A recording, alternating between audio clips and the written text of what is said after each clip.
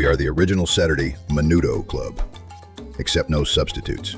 Ya no más. Hi, I am Elsa. You are watching the Saturday Menudo Club ZoomCast with host Carmen Cavazos and co-host Andy Valadez. Please like, share, follow, and visit SaturdayMenudoClub.com. Ya no más. Stay hungry, my friends. All right. Welcome to the Saturday Menudo Club ZoomCast. I'm Andy Valadez, your co-host. Your host, Carmen Cavazos, couldn't be with us tonight, but we had a mission-critical opportunity to catch up with a Houston living legend, Pancho Claus. How you doing, sir? Good to meet you. Good to talk to you again. It's been a while. But how are you doing? I'm doing great. I'm doing I feel 90% all the time, maybe 95% most of the time. I'm 74 years old. So I'm slowing down some, but that's what stands on causes, of course. But I'm the real one. You're the real deal. So 74 young, you're still keeping vibrant, keeping active. Now, a lot of people that know you already, so there's no introduction that needs to be done. You are a man on a mission, and you started this in 1981? Yeah, in a little play. Pancho Claus, yep, at Ripley Community Center. Yes, sir. So what inspired you? What made you decide, hey, you know what? We need to have a Pancho Claus? I was real interested in my heritage. I was raised in Cottage Grove, which back then was mainly an Anglo. I didn't know much about Latino roots. And many fact, and everybody was looking for their roots because of that. So was I. So I joined a theater group called Bilingual Theater of Houston. And so the first year I noticed on the program, they had a play called Pancho Claus, and I asked, what's this play about? House needs a space for Christmas party. So we're going to take a children's play out to neighborhood parks, community centers, libraries. And he knew I was taking writing at the University of Houston, so he said, if you want to take a stab at it, go ahead. So Edward, the guy who wrote Zoot Luis Valadez, played Zoot, and it just came out. So in 1981, when I wrote this play, Zoot were all the rage in Houston. They were having Zoot contests and lowrider contests. So I wrote the play, even though thinking of a guy in a serape and a burro and a sombrero. I wrote it of a suitor. I based it on the night before Christmas, but second style, and what to my wondering eyes should appear, but lowrider cars all jacked down and that's where we went. That's awesome. Yeah. So, I'm rediscovering my heritage and roots myself, as we started this Menudo Club. Beautiful. It was really not really about the Menudo. It was about the people, the gente, Mm-hmm. right? And so it's reminiscent of like my grandparents. I remember them always being respectful in the community, hardworking, championing education and community service, prayer, all those things that seem like a bygone era today, right? There's a lot going on today that we miss those good days, but people like you that are bringing cheer to the community. You were talking a little bit about some of the struggles that people are going through right now, and you get to see it because you're out in the public. But can you kind of give us a brief on what you're observing and why this is mission critical? We're doing I guess it's a fundraiser because people are going to be donating to you, and we're going to get into that a little bit. But we're doing a little toy drive at the El Tiempo on Navigation on December 13th. But you got a busy schedule this season. Well, that very day that has been doing this maybe 40 years also. They serve like 2,100 kids at the Astronomical big party, and so that in the morning, and I'll be wandering over to your side of town, our side of town, and to El Tiempo. So as far as the need is real critical right now. I think because I was wondering, we got about twice the call we usually get about this time of year, requests for tours. And I'm pretty sure, well, people tell me, our SNAP benefits didn't come in, our SNAP benefits are cut in half, and where we can get a turkey because thing with the toy request.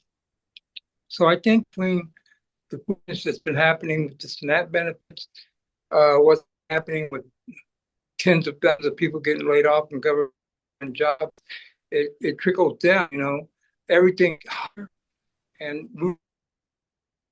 Americans live paycheck to paycheck. So a lot of them are not getting paychecks, and the prices are going higher even if you are getting a paycheck. The bottom need is great.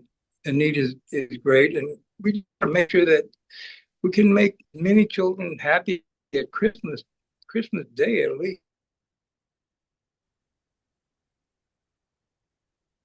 I remember growing up, We, Christmas was a big deal in the family, and we're so thankful that,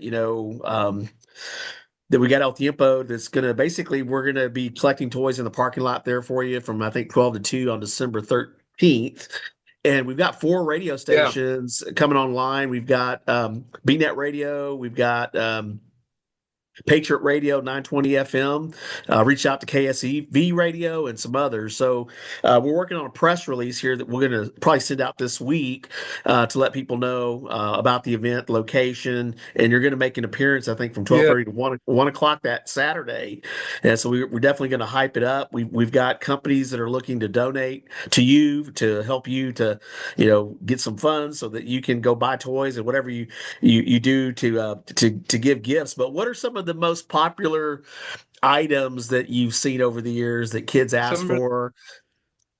popular gifts. Yeah, what do they ask for? What do they like? Let me say this. A shout out to the Lorenzo family. Roland, Mama Nympha, they've always been there for us. Started 1981. She had started her restaurants. The kids that work with to sing, serenade her for Mother's Day at her home. And the Lorenzo, we have a Christmas in July. They always supply the lunch, which is lunch for 300 people, please. And they always Wow. supply that. Been very supportive in but to our Latino community in general, just like you're saying. So shout out to them and a very appreciative thank you. As far as toys, when kids come on Christmas Eve, the kids that we get letters from or emails in need, they have the most tragic stories or sad stories. Those kids, okay, we give them 7 presents each. And not only do they get presents, they get to choose. We have a table in 7 with about 100 toys for them. Need is different. I mean, board games are not as popular as they used to be, but sports are good, and they're appreciative of what they give. We don't only give toys here. We give 20,000 out here in Houston area. I tell you, in the Rio Grande Valley, they're ecstatic if you have socks to give them. There's no poverty down there. So everything, I mean, you never know if a kid's in need or not. I don't have the staff to vet your SNAP information or your government assistant letter, whatever. We just take them at their word, tell us why you need toys, and you're in. And so it's worked so far. And, to be making kids happy. So you've been doing this for over 44 years. Is there any memory or two that stands out, that you just like, man, this has just touched my heart so much, and this is why I do it, every year at 74, and I pray you have many, many years to do this, right? But what is some kind of memory or something you can share with the audience so that you take them to that place, if you will? That's a very hard question because it's 44 years, We've had a lot of people come through our program because we have a year program. Kids come to us at 10 or 12 years old with us till they go to college. And some of the people that have come through that, some of the students are like our assistant police chief, Patty Cantu, our former community college, our Golden Globe winner, an Emmy winner, Rodney Alejandro, just so many people. Carol Alvarado, who was our council secretary, and all back and support. So those are great memories. I get top 10 artists, and she tells the story. I don't feel like I'm not going to give her name, but she tells the story all the time. She goes to battered women's shelters to do inspiration speeches, but she's a very well-known artist. And she told me that when she was 8 or 9, that her dad, they had left Christmas Eve, and she was just there with her little 5-year-old sister, and the city was off. It was Christmas Eve, and she heard a big commotion outside, siren music, and it was us doing our Christmas Eve toy cruise. And we gave her, she said,